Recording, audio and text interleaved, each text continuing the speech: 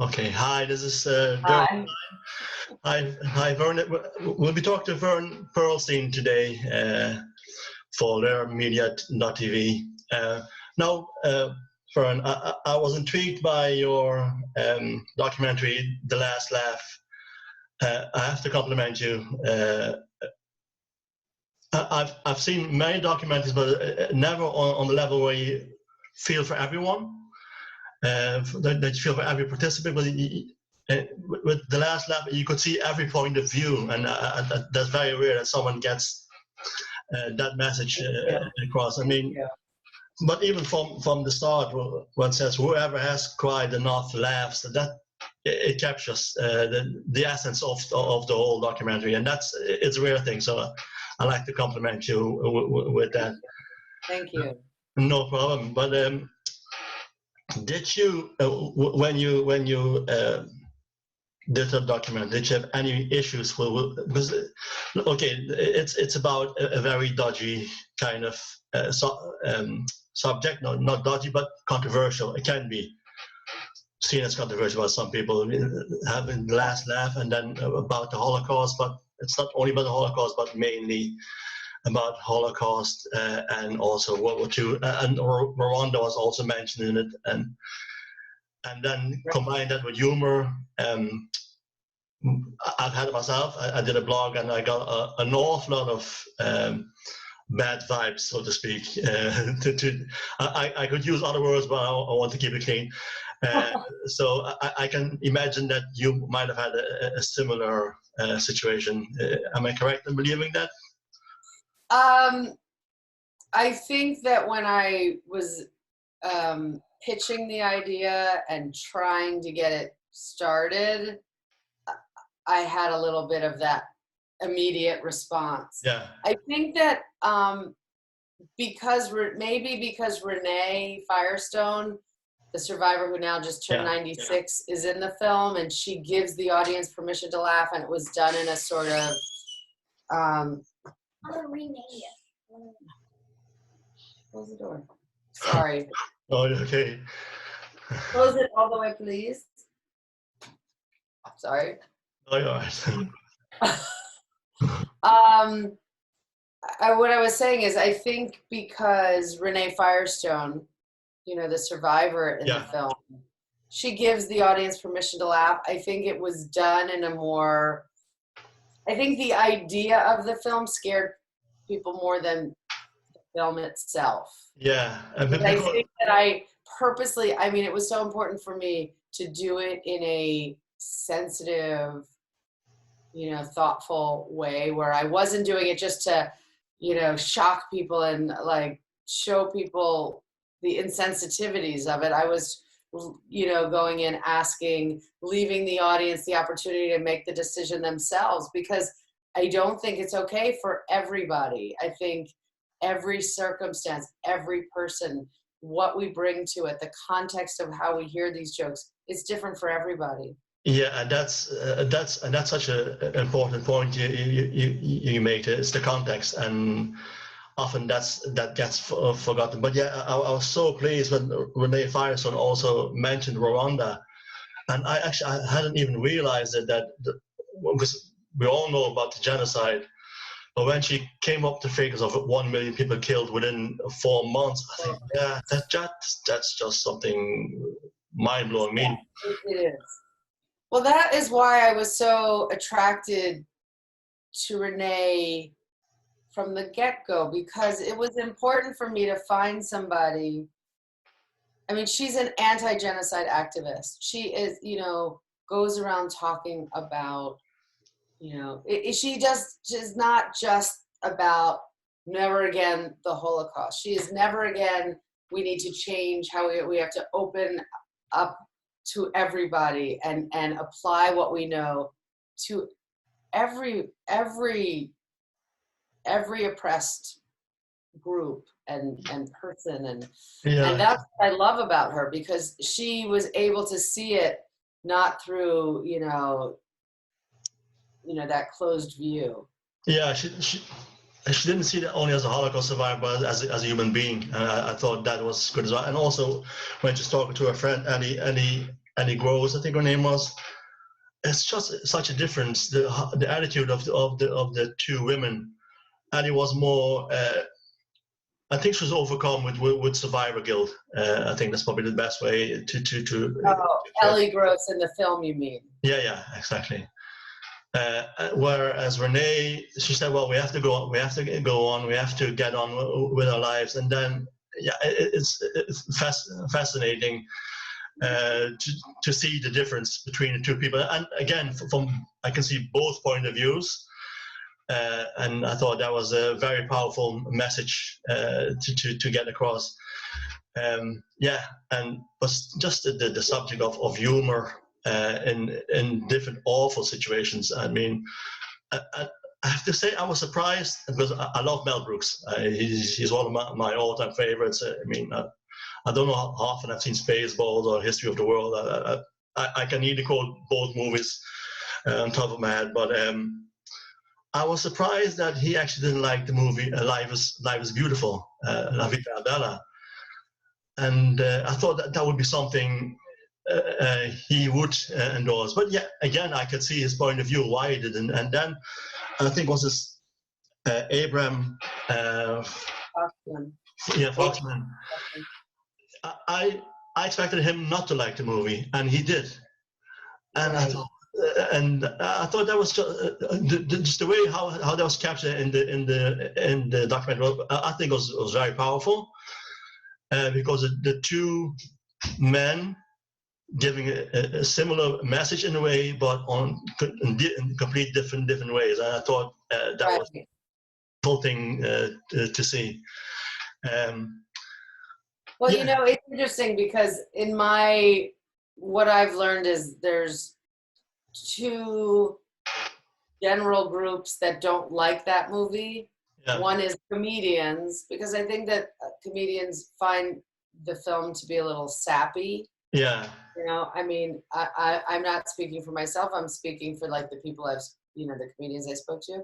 I also think that survivors have trouble with that film because it's a fable, and it feels so farcical to them that like this, there's nothing they can recognize in that. Like, like the playing with the kid and like as if in that fantasy world. So it's a little unfair. I mean, I was surprised too by Abe Foxman's reaction, but I thought it was a beautiful reaction. Yeah. He found like he was able to see something in that film that reminded him of his experience when his parents saved his life by giving him up. And I think that actually that touched my heart as well. But me too. But we were like, I was crying as I was filming. It was a beautiful story. I know. I can totally understand that. But also, even with more recent, when people talk about movies like Jojo Rabbit, and I can see why some people hate it and why some people love it. Mm-hmm. I'm probably in the love it kind of bracket, but not so much because love it bracket. Yeah, me too. I love that film. But it's because it is okay. It's not reflecting of what happened, but it tells a story to a new generation. I 100% agree, and that's really important, right? It's like a story of hate, and it just so happens that it's set in the Holocaust, but it could be anything. Yeah, right? Exactly. And I mean, I had hoped that the last laugh would have that to a certain extent. That it was sort of the window we looked at this through. But I personally think that film did a spectacular job of it. Yeah, and actually, I think the last laugh did the same. Had the same effect on me. And if it was up to me, that it would be in school curriculums as well, to because just have a look at it. And it's not only from the Holocaust. It's also said it's about. It's probably current nowadays as well, with all things happening around us. I don't want to go into the whole George Floyd thing or what happened afterwards, but yeah, it is relevant to an extent as well. Because I've seen people making jokes about it as well, and it's not nice. But having said that, I can see why people might make jokes of it, and but I think the timing is not right. I think it has something to do with that as well. Or it depends who's telling the joke. Exactly. Yeah. Like, only a Jewish person. Some people think only a Jewish person can make a Holocaust joke. Well, I happen to know that there are comedians out there right now who are, making effective, not necessarily jokes, but commentary from a comedian's point of view. Dave Chappelle. It's happening. But it is verboten outside of the Black community to make a joke about it right now. So it is very delicate, and how and often, like, a joke, again, it's not necessarily a joke. Like, sometimes comedians will use anecdotes. Yeah, stories, and it's because the comedian, they might have a way in, but sometimes the timing, yes, there's the too soon thing, but sometimes the timing of pointing at something very early on is very important also. Yeah, and that's the key with comedy, though. It's all about timings. I know I'm not a comedian, even though some people do call me a comedian sometimes. But I think in humor in general, it's important to deal with a lot of tragedies. And that's what so captured wonderfully in the last laugh. And again, I want to compliment you on that. Now, you finished the whole last laugh trajectory. I think at this stage. What are your plans for the near future? Well, I'm actually considering a film where I go outside of my community and ask some of these questions. But, I just finished a project for the UN where I did a project. I did a number of PSAs on their global goal for sustainability initiative. Okay. So I literally just finished that last week. Okay. So you've been kept busy. Yeah. Yeah. No, but it's. I mean, I think especially nowadays we need messages of positivity with this whole COVID virus going on as well. And I found it actually quite funny. Last week when we tried to get the interview done as well, you said your daughter had a project to do as well, and I think. Yes. Well, she was finishing school. Yeah. And I was thinking, this world has gone so. We really live in a global village at the moment, because I'm facing similar situations. My daughter finished school last week as well, but officially she was supposed to have a last exam today, but they've canceled the exams. They're just going to give her the certificate. It's like in between. It's not the exam is the in between certificate. She's in the third year of secondary school year. So, but they just canceled it because children couldn't go to school. They had to be homeschooled as well. So I think I can appreciate when you say, well, my daughter has a project to do. So, and but that's just. And that's why I think we need so much positivity in the current situation, because it's hopefully we will be able to have our normal life back soon again. Because one thing I miss, and I think you might appreciate as a filmmaker, I miss going to cinema, because I love movies. I love going to cinemas. I mean, it's okay to watch movies streamed, but very sad. They're starting to do a lot of drive-in movies. Yeah, but that's something. Where you are? They only started doing recently, but not near where I am. So I would have to drive about 2 hours, and we're not even allowed yet to leave our county. So that's not going to happen. Even though I think they have something planned in the city center in 3 weeks' time. hasn't been finalized yet, and I've seen some of the movies. And I'm not sure if I like the movies. I'm probably the only person on the planet who doesn't like the sound of music, but I think that's one of the movies. Oh, that's funny. Yeah. So, but yeah. My daughter loves. She's really into musicals, and she collects Playmobiles. Okay. Yeah, she's hundreds of Playmobiles, and she acts out musicals to her Playmobiles. And she recently did Sound of Music. Oh, good. It was interesting having her find like which were the Nazi Playmobiles. Yeah. And did you find out who they were? Yeah, she has a very like. But that, very exact. What? That's beautiful, though. That she's so passionate about that. Again, that comes back to positivity as well. No, I'm a great fan of the movie Grease. I can watch that. I don't know. She just reenacted that with her Playmobiles. Oh yeah, that's just smile on my face every day. Well, every time I see it. And we have this program, this TV show in the UK, but also in Ireland, where I live. It's called Gogglebox. Have you heard of it?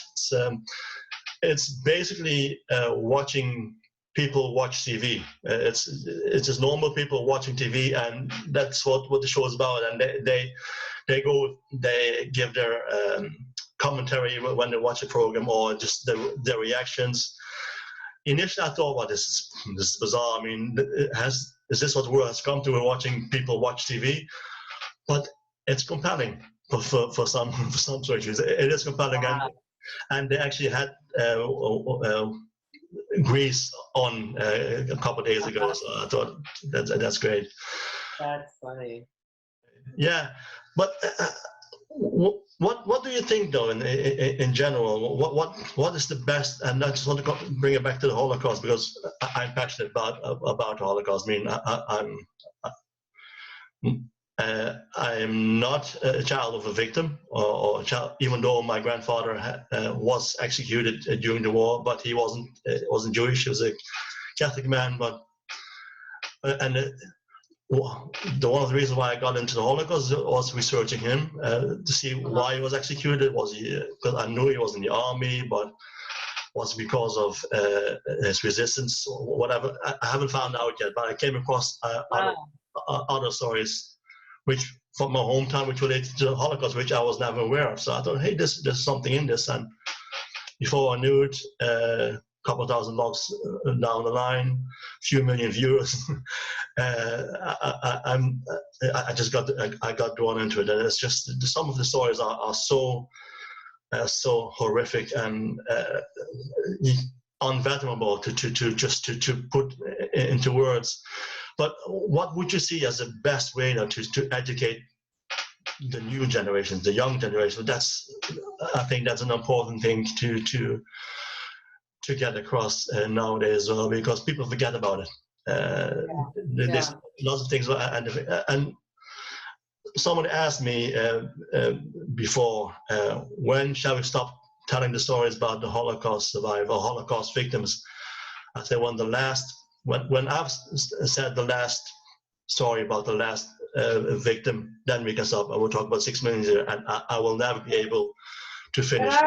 I have a different answer. I mean, I wish that we could weave in other stories into that. Why does it have to be, when the last victim dies, it's a whole other thing. There's a line in the movie that Sarah Silverman says, and it always hits me. And it's, there are genocides happening all over the world, and, it's about, what she's referencing is that people are afraid of jokes about the Holocaust because it might make people not remember or, dismiss it or whatever. And she's like, basically,